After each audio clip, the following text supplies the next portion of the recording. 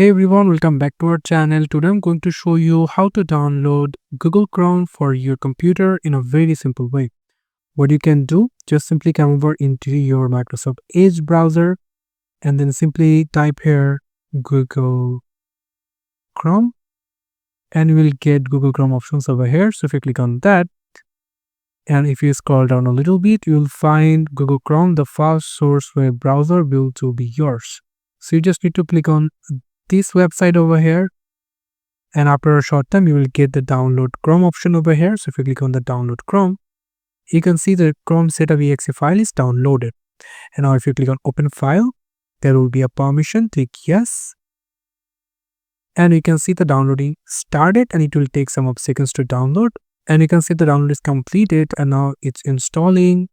And this is how you can simply download your Google Chrome over here.